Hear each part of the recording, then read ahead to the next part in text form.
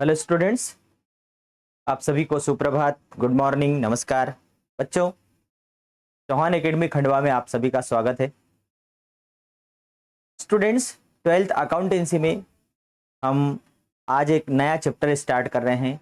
वो है साझेदारी का प्रवेश। साझेदारी फर्म के पुनर्गठन में एक नए साझेदार का प्रवेश। Admission of a new partner. Students, साझेदारी इस वर्ष ट्वेल्थ अकाउंटेंसी में जो माध्यमिक शिक्षा मंडल ने अकाउंटेंसी में जो पहली यूनिट है हमारी नॉन प्रॉफिट ऑर्गेनाइजेशन मतलब गैर व्यापारिक संस्थाओं का लेखा, इसको पूरी तरह से उन्होंने हटा दिया है। और हमारी जो यूनिट स्टार्ट होती है साझेदारी फर्म से स्टार्ट होती है, मतलब साझेदारी के मूल तत्व। तो साझेदारी के मूल तत्वों में हमने लाभ हानि नियोजन खाता, साझेदारों का पूंजी खाता, ये बनाना हमने सीखा। इसके बाद में फर्म का पुनर्गठन। तो फर्म के पुनर्गठन की अलग अलग स्थिति होती है, अलग अलग दशाएं होती है। और वो कौन कौन सी दशाएं होती है, तो उसमें पहला वाला हमने देखा लाभ हानि विभाजन अनुपात में परिवर्तन। जब साझेदारों के लाभ विभाजन अनुपात में परिवर्तन होता है तब साझेदारी फर्म का पुनर्गठन होता है। ठीक इसी प्रकार से जो अगली स्टेप है कि एक नया साझेदार जब फर्म में प्रवेश करेगा उस समय भी फर्म का पुनर्गठन होता है। जब भी कुछ चेंजेस होते हैं तो उस समय फर्म का पुनर्गठन होता है। अब यहाँ पर जैसे मान लो हम जैसे जो नियम है कि साझेदारी में कम से कम 2 और अधिक से अधिकतम 50 सदस्य होना चाहिए। तो 2 सदस्य हैं, अब वो इन फ्यूचर उनको कुछ और ज़रूरत है पैसों की, या कुछ योग्यता की ज़रूरत है, या अपने कार्य को और विस्तृत करना है, तो वो एक नए पार्टनर को सहमति से साझेदार बनाने को सहमत हो जाते हैं, तैयार हो जाते हैं। तो जब नया साझेदार आएगा तो उसको लाभ का हिस्सा भी देना पड़ेगा, उसको संपत्तियों में हिस्सा भी देना पड़ेगा। तो उस समय क्या क्या हमें समायोजन करना है, क्या क्या परिवर्तन होते हैं, वो सारी चीज़ें आज हम इस चैप्टर के अंदर देखने वाले हैं। ठीक है, आप सभी का स्वागत है, वेलकम है। स्टार्ट करते हैं आज की हमारी क्लास। तो आज का हमारा जो न्यू चैप्टर है साझेदार का प्रवेश, मतलब साझेदारी फर्म जो चल रही है, रन कर रही है, उसके अंदर एक नया सदस्य आता है, तो उसके बारे में आज हम देखने वाले हैं। देखिए, प्रवेश करने वाले साझेदार की स्थिति। जो कोई साझेदारी रन कर रही है, चल रही है, और उसमें मान लो 2 साझेदार है और एक तीसरा पार्टनर और आ जाता है, तो उस समय जो नए साझेदार की स्थिति क्या होती है, तो ये नया साझेदार की क्या पोजीशन रहेगी। तो एक साझेदार के प्रवेश का अर्थ है साझेदारी व्यवसाय में नए सदस्य का स्वामी के रूप में प्रवेश होना। भाई कोई भी साझेदार जो प्रवेश लेगा, तो साझेदारी फर्म में जितने भी साझेदार है वो सभी स्वामी हैं, सभी मालिक है। आपने 2 साझेदार है और एक नया साझेदार आया तो वो भी किस रूप में आएगा, वो मालिक के रूप में आएगा। भारतीय साझेदारी अधिनियम 1932 के अनुसार कोई भी नया साझेदार तब तक साझेदारी में प्रवेश नहीं कर सकता जब तक कि पुराने साझेदार इसके लिए अपनी सहमति न दे। तो जब तक पुराने साझेदार सहमत नहीं होंगे तब तक कोई भी नया साझेदार फर्म में शामिल नहीं हो सकता। नया साझेदार फर्म का साझेदार बनने के बाद फर्म द्वारा किए गए समस्त कार्यों के लिए उत्तरदायी होता है, परंतु साझेदार बनने के पूर्व जो उनके द्वारा किए गए कार्यों के लिए उत्तरदायी नहीं होगा।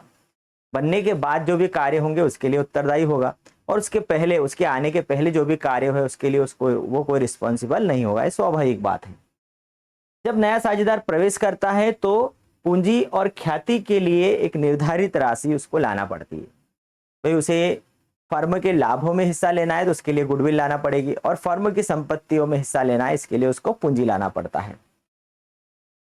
अब इन राशियों को लाने का कारण क्या है, नए साझेदार को फर्म की संपत्तियों में हिस्सा लेने का अधिकार प्राप्त हो जाता है और वह व्यवसाय के लाभ में भी हिस्सा पाने का अधिकारी हो जाता है।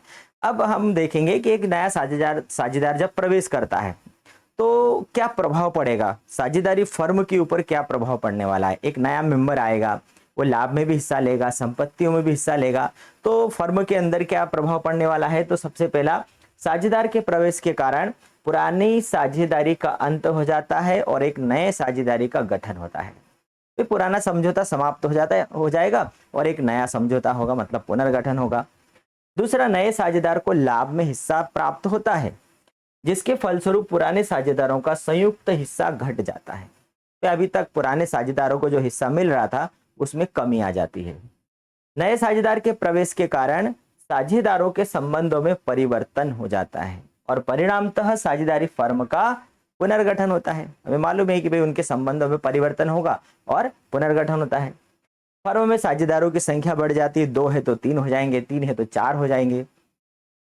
नया साझेदार को फर्म के भावी लाभों में हिस्सा प्राप्त करने का अधिकार प्राप्त होता है और इस अधिकार को प्राप्त करने हेतु उसे अपने हिस्से की ख्याति लानी पड़ती है। तो क्या होता है कि मान लो 4 साल तक साझेदारों ने पार्टनरशिप चलाई, अब 5वें साल में एक नया साझेदार आ रहा है। अब 4 साल में उन्होंने उस साझेदारी फर्म को कुछ स्टेटस दिलाया है, कुछ ख्याति दिलाई है, मतलब उसकी कुछ इज्जत बनाई है, प्रसिद्धि दिलाई है। उन्होंने ये जो मेहनत करी है, अब नया पार्टनर सीधा सीधा उसमें लाभ लेने लग जाएगा। तो उन्होंने जो 4 साल मेहनत करी है, जो उसकी ख्याति बनी है, उसकी जो ख्याति निकलेगी, उतनी राशि उनको उन साझेदारों को देना पड़ेगा। एक ख्याति की राशि लाना पड़ेगी। ख्याति की राशि नगद में भी लाई जा सकती है अथवा नगद राशि नहीं लाने पर उसके पूंजी खाते को डेबिट किया जाता है। फिर साझेदार के प्रवेश के कारण फर्म की पूंजी बढ़ जाती है, क्योंकि वो भी पूंजी लेकर आता है। तो ये पॉइंट है कि जब नया साझेदार आएगा तो फर्म में क्या परिवर्तन होगा, फर्म पर क्या प्रभाव पड़ने वाला है। अगला पॉइंट देखते हैं कि नए साझेदार की आवश्यकता आखिर है क्या, क्यों है। वे साझेदारी 4 साझेदारों ने मिलकर एक साझेदारी व्यवसाय को शुरू किया। अब उन्होंने 5वें साझेदार की जरूरत क्यों है, तो बहुत सारे कारण हो सकते हैं। पहला कारण है जब व्यवसाय के विस्तार के लिए अधिक पूंजी की आवश्यकता हो। भाई जब बिजनेस को और बढ़ाना हो और विस्तृत करना हो तो पूंजी की आवश्यकता होगी। अब पूंजी की आवश्यकता 2 तरीके से पूरी की जाती है, एक तो लोन लेकर के और दूसरा एक और पार्टनर को शामिल किया जाए जिससे कि वो पूंजी लेकर आएगा और उसी पूंजी से व्यवसाय करेंगे। ऋण लिया जाएगा, लोन लिया जाएगा तो बैंक को ब्याज देना पड़ेगा, तो एक प्रकार का दायित्व निर्माण हो जाएगा। इसलिए साझेदार क्या करते हैं कि भाई एक और पार्टनर बना लेते हैं। दूसरा आवश्यकता है जब व्यवसाय के प्रबंध एवं संचालन हेतु किसी योग्य और अनुभवी व्यक्ति की आवश्यकता हो। तो ये आज के समय क्या है, टेक्नोलॉजी का समय है। एवरीडे हर रोज कुछ न कुछ नया आविष्कार हो रहा है, नई तकनीकी आ रही है। तो ऐसे टेक्निकल युग में कोई भी काम करने के लिए टेक्निकल पर्सन की आवश्यकता होती है।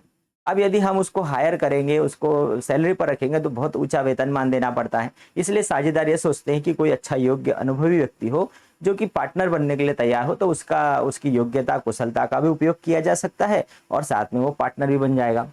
और इस कारण से वो एक नए साझेदार को, एक नए व्यक्ति को साझेदार बना लेते हैं।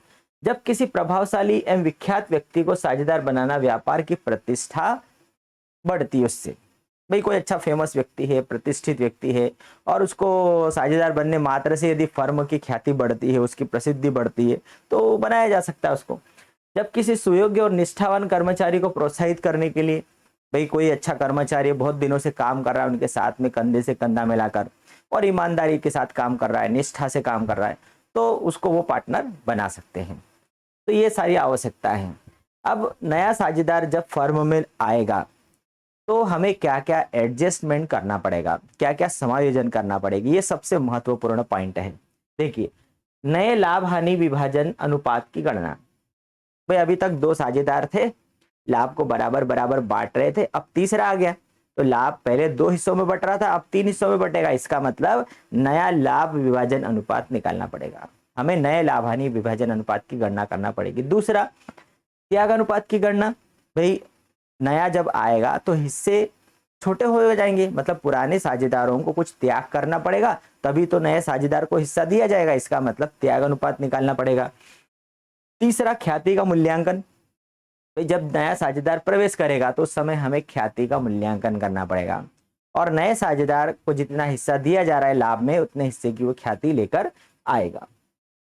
फिर है संपत्ति और दायित्वों का पुनर्मूल्यांकन। भाई नया साझेदार जिस दिन आ रहा है उस दिन फर्म में जितनी भी संपत्तियां हैं, दायित्व है, उसका उस तारीख में पुनर्मूल्यांकन किया जाता है कि भाई आज की तारीख में कितनी संपत्तियां और दायित्व हैं, क्योंकि कल को वो भी पुरानी जो संपत्तियां हैं उस पर अपना अधिकार जताने लग जाएगा। मान लो पुराने संचय हैं, पुराने लाभ है, उसने काम किया नहीं लेकिन वो अधिकार जमाने लग जाएगा। उसके आने के पहले ही संपत्ति और दायित्वों का पुनर्मूल्यांकन कर लिया जाता है कि इतनी संपत्तियां हैं, इतने दायित्व हैं और लाभ हानि का समायोजन कर लिया जाता है और उसके लिए संपत्ति और दायित्वों के लिए पुनर्मूल्यांकन खाता बनाया जाता है।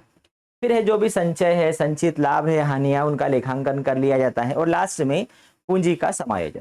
ये 5-6 प्रकार के कुछ समायोजन है, एडजस्टमेंट है, जो इस चैप्टर के अंदर हम अकाउंटिंग के रूप में करने वाले हैं। स्टेप बाय स्टेप हम इसमें चलने वाले हैं। सबसे पहले हम देखेंगे नए लाभ हानि विभाजन अनुपात की गणना। जब नया साझेदार आएगा उसको एक हिस्सा देना पड़ेगा।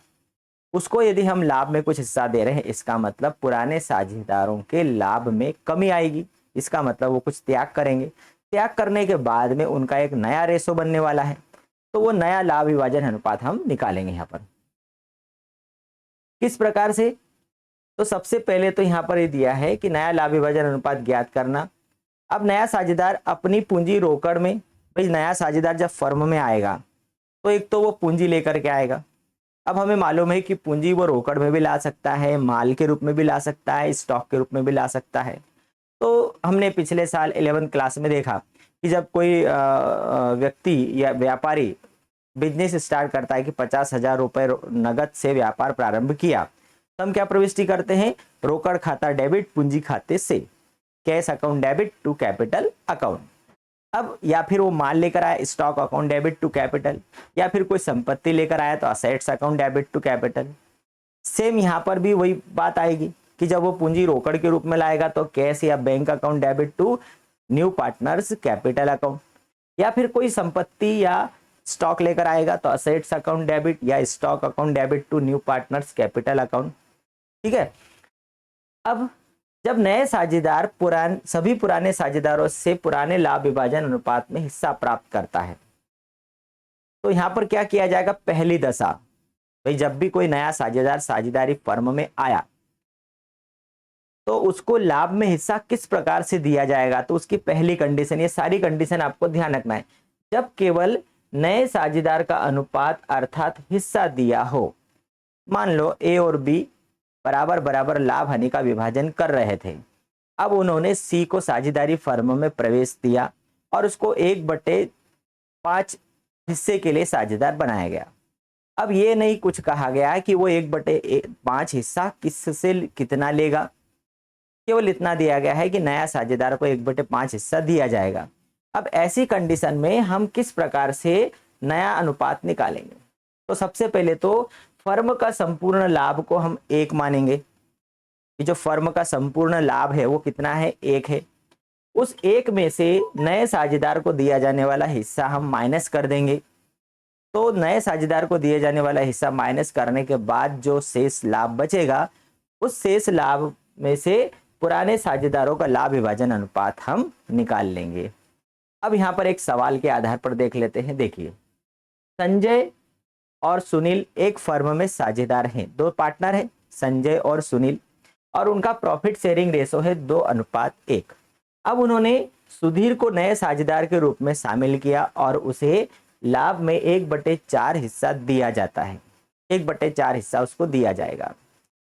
नया लाभ हानि विभाजन अनुपात निकालिए। अब इसमें कुछ भी क्लियर नहीं किया है कि वो किससे लेगा, कितना लेगा, बस उसको 1/4 हिस्सा दिया जाएगा फर्म के लाभ में से।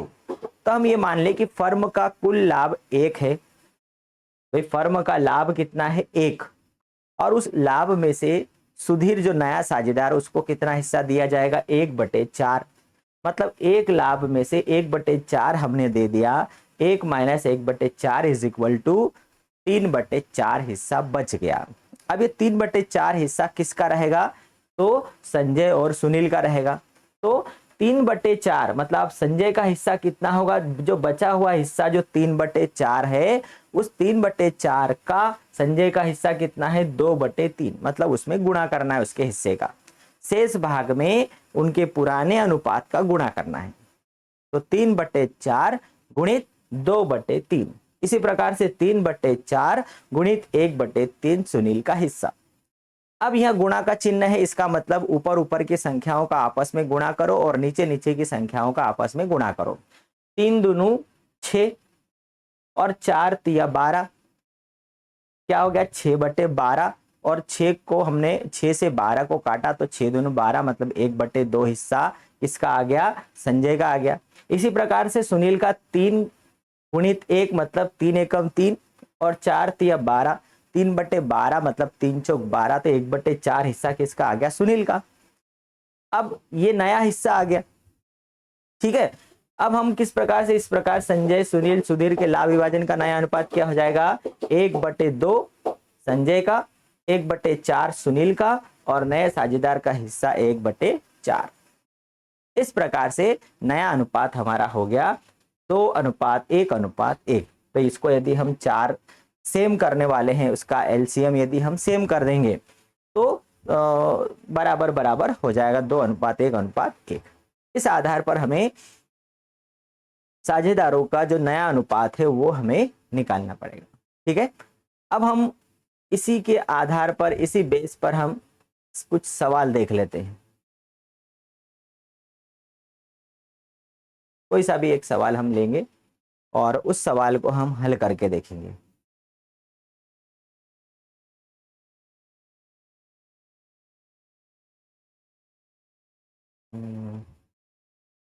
कौन से पेज पर आएगा वो,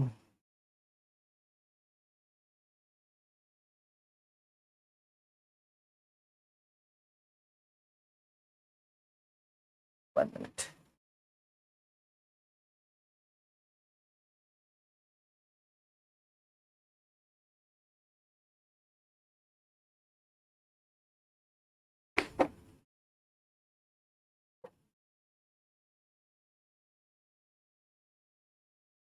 जैसे मान लो फॉर एग्जाम्पल, थोड़ी देर के लिए इसको हम स्किप करें और हम चलते हैं बोर्ड पर।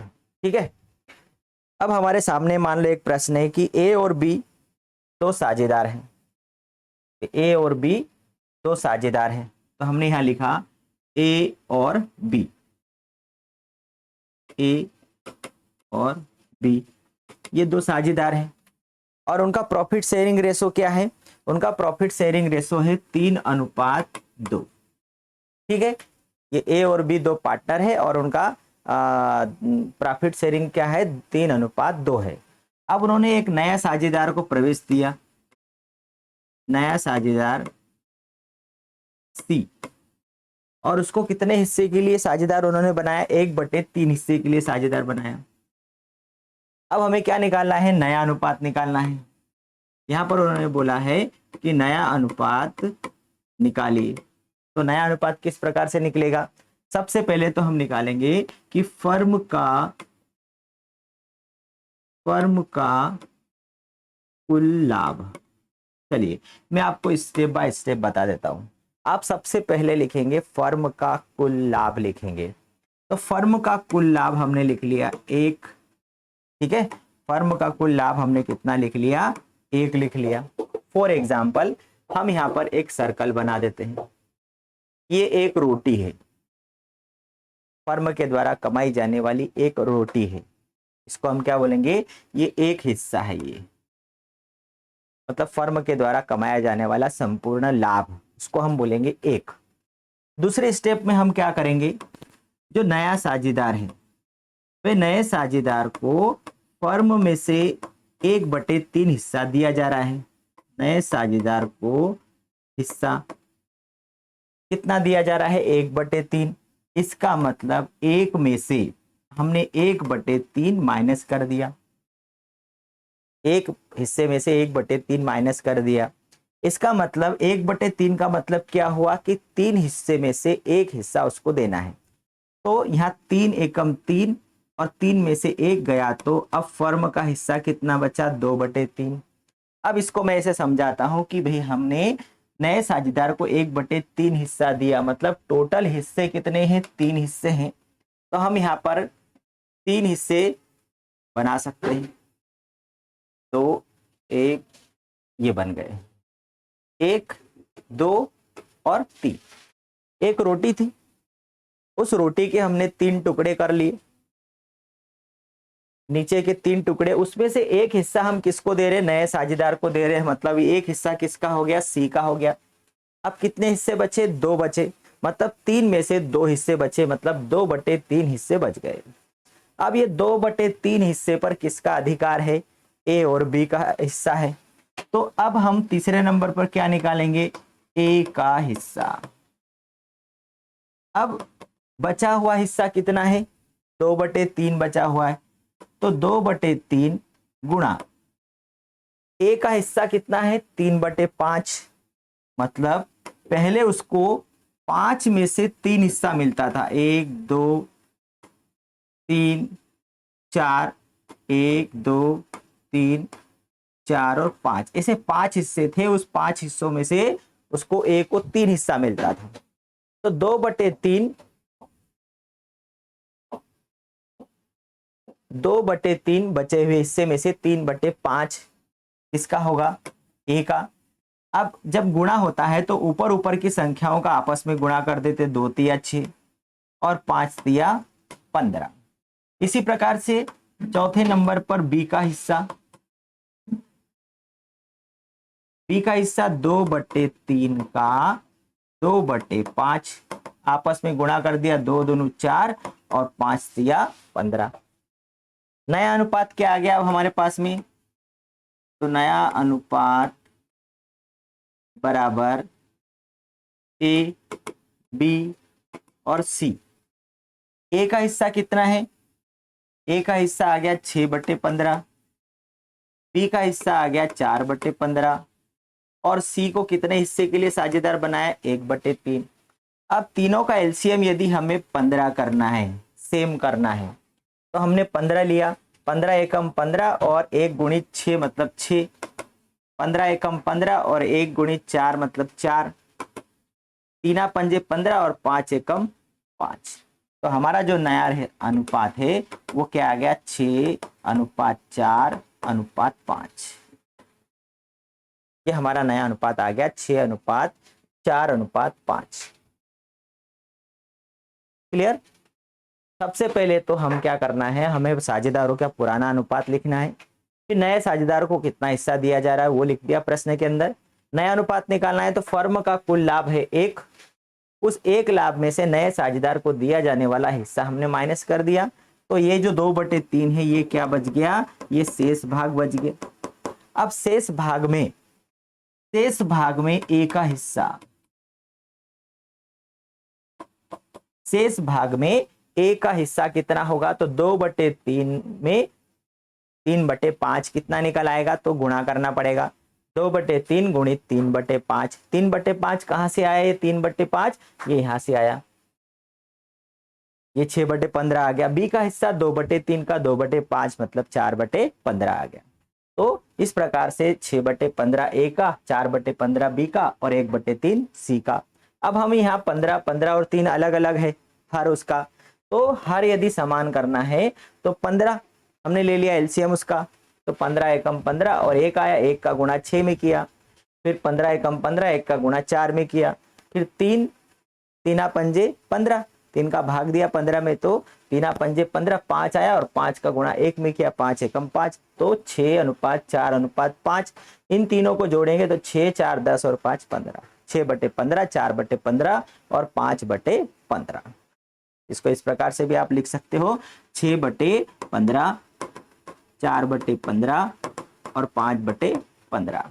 इसको हम दूसरे तरीके से लिख सकते हैं, 5/15 को 1/3 भी आप बोल सकते हो। आप बोलोगे भाई सर सी को तो कितना हिस्सा दिया गया, 1/3 दिया गया, तो ये 5/15 का मतलब भी 1/3 ही होता है। क्लियर हो गया, ठीक है। सेम इसी प्रकार से हम यदि देखेंगे तो दूसरा प्रश्न देखते हैं। दूसरा प्रश्न हमारे पास दिया है कि एल एम और एन ऐसे 3 पार्टनर हैं। चलिए हम यहां लिखते हैं एल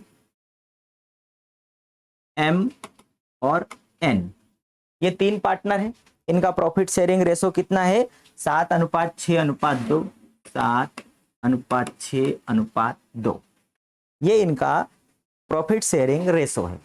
अब उन्होंने ओ को साझेदार बनाया और कितने हिस्से के लिए साझेदार बनाया, 1/6 हिस्सा देने के लिए साझेदार बनाया। नया पार्टनर ओ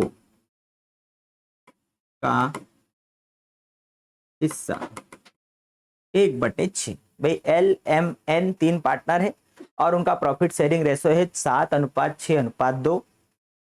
अब उन्होंने नया साझेदार ओ को बनाया और ओ का हिस्सा कितना है, 1/6।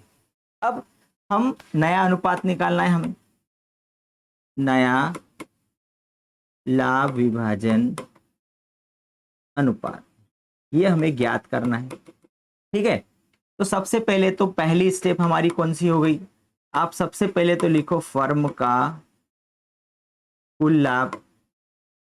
तो फर्म का कुल लाभ हमने लिख दिया एक।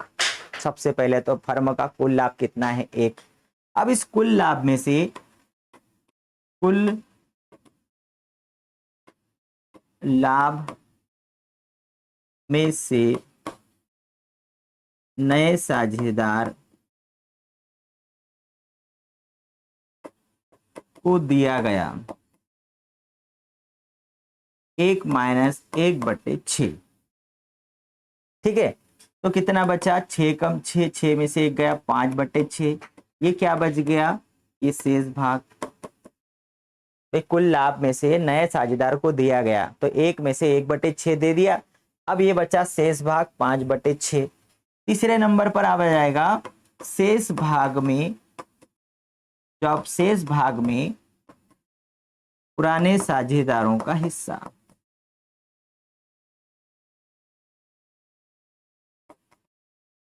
कितना होगा भाई, एल। सबसे पहले हम एल का निकालेंगे, तो बचा कितना है, 5/6 गुणित, अब एल बचा हुआ हिस्सा 5/6 पहले लिखना है, और एल का हिस्सा कितना है, 7, 6, 13 और 2 15, मतलब 7/15। 5/6 गुणित 7/15 कितना आ जाएगा, इसको हम हल करेंगे तो कितना आ जाएगा। चलिए इसके नीचे करता हूं मैं। गुणा में ऊपर ऊपर की संख्याओं का आपस में गुणा होता है, नीचे की संख्याओं का आपस में गुणा होता है। 5 7 35 और 15 6 60। ठीक है, इसी प्रकार से m का निकालेंगे हम, तो 5/6 गुणा 6/15 कितना हो जाएगा, 5 6 30 और 15 6 90 होता है। सॉरी, यहाँ मैंने 60 लिखा, 15 6 90 होता है। इसी प्रकार से n का निकालेंगे, तो 2/15 15। ठीक है,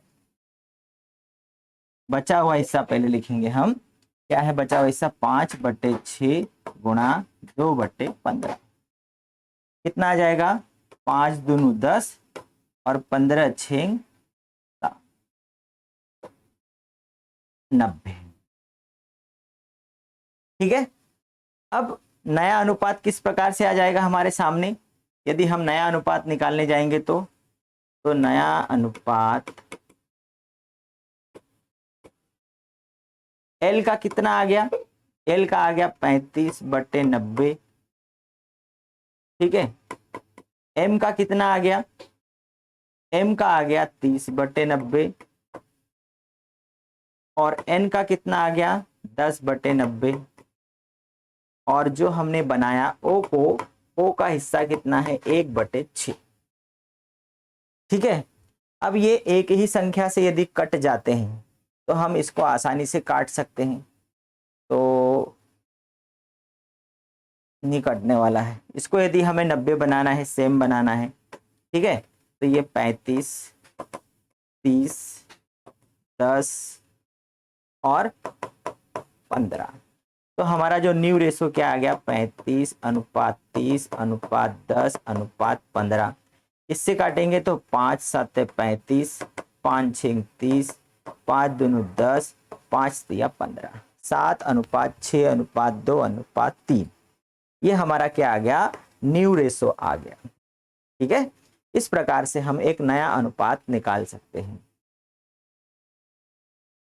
भाई एक ही संख्या से हमने 5 से चारों को काटा, 5 7 35, 5 6 30, 5 दूनी 10, 5 तिया 15। भाई 5 से हमने इनको काटा तो हमारा जो अनुपात है वह आ गया। ठीक है, तो ये पहले हमने फर्म का कुल लाभ निकाला, एक माना हमने फर्म का कुल लाभ 1 है। कुल लाभ में से नए साझेदार को दिया गया 1 में से 1/6 हिस्सा दे दिया गया, 5/6 बचा, मतलब शेष भाग। शेष भाग में पुराने साझेदारों का हिस्सा, मतलब 5/6 जो शेष भाग था, इसमें पुराने साझेदार का L का 7/15।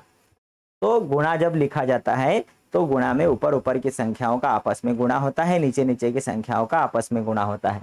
5 7 35 और 15 6 90। इसी प्रकार से m का, इसी प्रकार से n का, तीनों का लिखा। o का हिस्सा 1/6 है और हर समान कर दिया तो 35 30 10 और 15 आ गया, और उसको हमने एक संख्या से काटा तो 7 6 2 और 3 आ गया। इस प्रकार से ये हमारा क्या आ गया, नया प्रॉफिट शेयरिंग रेशो। ये हमारा क्या आ गया, नया अनुपात आ गया ये। ठीक है, एक सवाल और देखते हैं, एक सवाल और देखते हैं। अब इसमें क्या दिया गया है, इसमें जो दिया गया है कि ए और बी साझेदार हैं। ठीक है, यहां पर हम लिखते हैं कि ए एंड बी ये दो पार्टनर हैं और उनका प्रॉफिट शेयरिंग रेशो कितना है, 7:5, और उनका लाभ विभाजन का अनुपात कितना है, 7:5 है। अब वे सी को 1/6 हिस्सा देकर शामिल करने के लिए सहमत होते हैं और उन्हें एक नया साझेदार बनाया, नया साझेदार सी, और उसका हिस्सा कितना है, 1/6। नया साझेदार सी बनाया और उसको कितना हिस्सा दे रहे, 1/6। अब जो सी है वो अपना हिस्सा, ये जो सी जो है वो अपना हिस्सा 1/6 किस प्रकार से ले रहा है, वो ले रहा है ए से 1/24, वो ए से 1/24 ले रहा है और बी से 1/8 हिस्सा ले रहा है। बी से कितना ले रहा है, 1/8। इस प्रकार से भाई ए और बी दो साझेदार है, उनका अनुपात है 7:5। भाई नया साझेदार सी बनाया, उसको 1/6 हिस्सा दिया जा रहा है। अब वो 1/24 हिस्सा किससे ले रहा है, ए से। यहाँ क्या लिखा है, ए से, और 1/8 हिस्सा किससे ले रहा है, बी से ले रहा है। ए से 1/24 और बी से 1/8 हिस्सा ले रहा है। अब यहाँ पर हमारा फंडा क्लियर है। जब हम नया अनुपात निकालेंगे तो नया अनुपात, ठीक है, ये हमें निकालना है। तो सबसे पहले हम क्या करेंगे, ए का क्या आएगा, ए का पुराना हिस्सा कितना है, 7/12 ऋण। भाई नया अनुपात का फॉर्मूला एक दिया जाता है कभी कभी कि पुराना अनुपात ऋण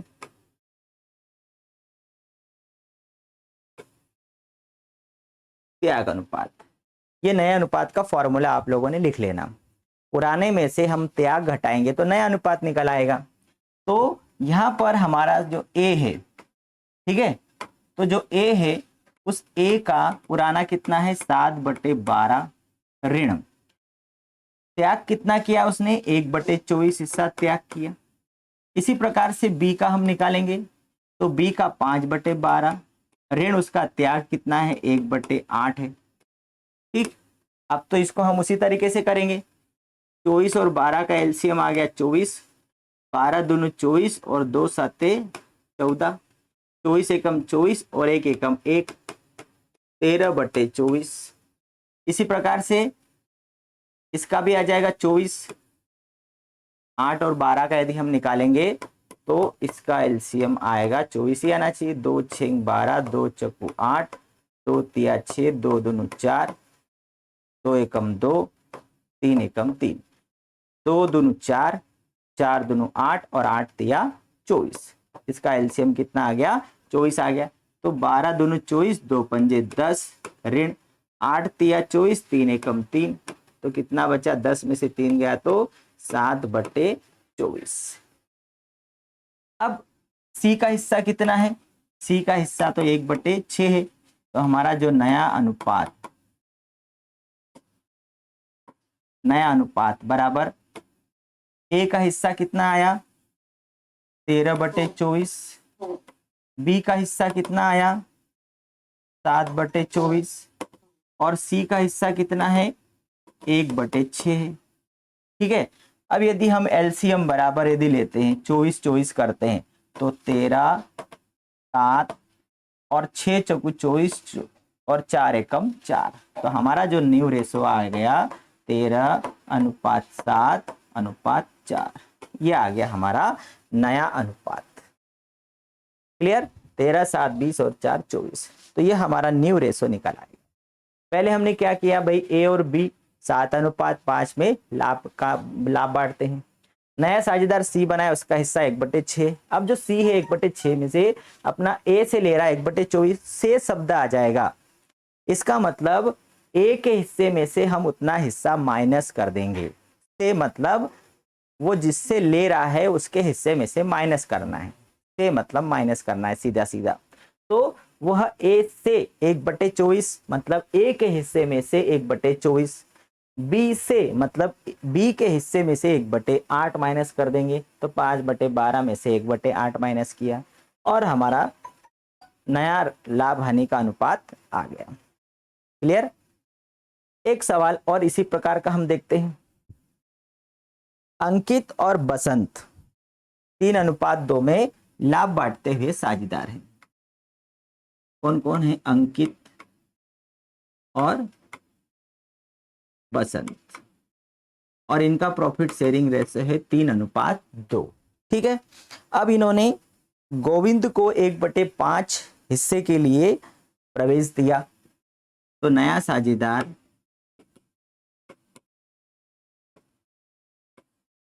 गोविंद, और उसका हिस्सा कितना है? 1/5। नया साझेदार है गोविंद और उसका हिस्सा कितना है? 1/5। गोविंद उसे अंकित और बसंत से 2:3 में प्राप्त कर रहा है। वो अपना जो हिस्सा है वह अंकित और गोविंद से, अंकित और बसंत से किस अनुपात में ले रहा है? 3:2 में ले रहा है। अपने हिस्से जो 1/5 को वो 3:2 में उनसे ले रहा है। तो सबसे पहले तो भाई त्याग अनुपात निकालना पड़ेगा। ठीक है, उनका त्याग। सबसे पहले तो हमें क्या निकालना पड़ेगा? उनका त्याग निकालना पड़ेगा। तो ए का त्याग कितना आएगा? ए का त्याग, ए ने कितना त्याग किया? 1/5 हिस्सा है उसका, उस 1/5 का 3/5 उसने त्याग किया। इसी प्रकार से बसंत, बी फॉर बसंत, बी का त्याग कितना आएगा? 1/5 का 2/5। तो इसका 1/5 हिस्सा है, उस 1/5 का अंकित कितना त्याग कर रहा है? 3/5। तो यहाँ पर से नहीं है, का है, मतलब वो इस अनुपात में उसको दे रहे हैं। तो 1/5 गुणित 3/5, 1/5 गुणित 2/5। इसको हल हम करेंगे तो 3 एकम 3, जब गुणा का चिन्ह होता है तो आप ऊपर की संख्याओं का आपस में गुणा करते हैं। इसी प्रकार से 2/25। तो उनका जो त्याग है वो क्या आ गया? 3/25 और 2/25।